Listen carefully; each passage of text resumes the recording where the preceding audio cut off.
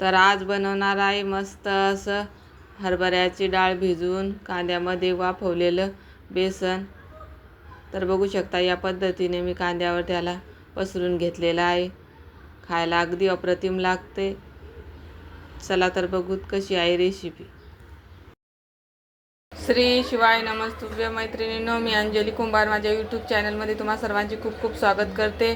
तर आज आपण बघणार आहोत हरभऱ्याच्या डाळीचे बेसन। त्यासाठी मी इथे एक वाटी हरभऱ्याची डाळ घेतलेली आहे। आता आपण ही डाळ स्वच्छ धुवून घेऊ। डाळ मी स्वच्छ धुवून घेतलेली आहे। आता आपण ही 5-6 तास भिजत घालू। 5-6 तास झालेले आहेत आणि डाळ मस्त भिजलेली आहे। बघू शकता मस्त मऊ झाली। आता आपण डाळीतलं सर्व पाणी काढून घेऊ। डाळीतलं मी पूर्ण पाणी काढलेलं आहे। आता आपण ही डाळ मिक्सरच्या भांड्यामध्ये जाडसर वाटून घेणार आहोत।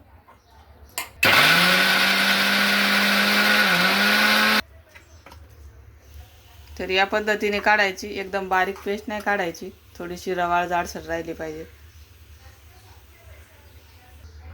तर या पद्धतीने मी डाळ वाटून घेतलेली आहे।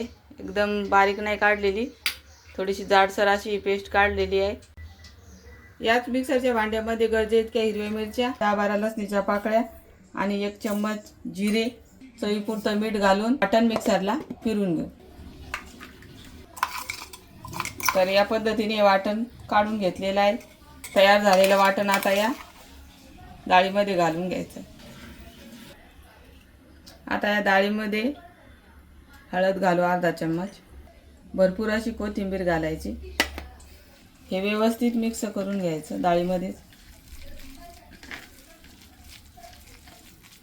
आता आपण याला फोडणी घालणार आहोत। ते कढईमध्ये 1 पळी तेल घातलेलं आहे। तेल गरम झालंय, आता मोहरी घालू। मोहरी तडतडली, आता याच्यामध्ये अर्धा चम्मच जिरे घालू। 2 कांदे कट करून घेतलेले आहेत ते घालू। कांदे 1 मिनिटभर परतून घेऊ। 10-12 कढीपत्त्याचे पानं घालू। कांदा आपल्याला जास्त लाल नाही भाजून घ्यायचा आहे। कांद्यामधला फक्त कच्चेपणा गेला पाहिजे एवढाच कांदा भाजायचा। आता गॅसची फ्लेम कमी करू। आता या बेसनामध्ये थोडंसं पाणी घालू आणि थोडंसं पातळ करून घेऊ। 1 चम्मचभर पाणी घालायचं। आता हे कांदा असा या कढईमध्ये पसरून घ्यायचा या पद्धतीने। तयार केलेलं हे डाळीचं मिश्रण आता या कांद्यामध्ये या पद्धतीने चव बाजूने टाकून घ्यायचं। तर या पद्धतीने पूर्ण कांद्यावर मिश्रण या पद्धतीने लावून घ्यायचं। आता पूर्ण मिश्रण कांद्यावर पसरून झाले। आता थोडासा पाण्याचा शिरकावा मारायचा या पद्धतीने आणि याच्यावर 5 मिनिटं एक थाटी झाकून ठेवायची। तर 5 मिनिट झालेले आहेत। आता आपण ही थाटी काढून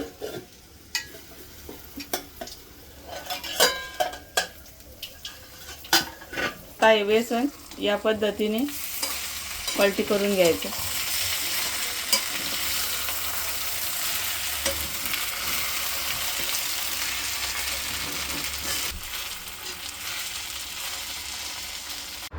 आता खालच्या साईडनं पण याला झाकण न ठेवता शिजवून घेऊ। तर बघू शकता मस्त सुटसुटीत असं हे बेसन तयार झालेलं आहे। आता आपण हे एका बाउलमध्ये सर्व करू। मस्त भाकरी बरोबर, चपाती बरोबर, बाजरीच्या भाकरी बरोबर मस्त लागते हे बेसन। डाळ भाताबरोबर तोंडी लावायला तर अप्रतिम लागते। तर तुम्हाला ही हरभरा डाळीच्या बेसनाची रेसिपी कशी वाटली नक्की सांगा। आवडली असल्यास लाईक, शेअर, सबस्क्राईब करा। धन्यवाद।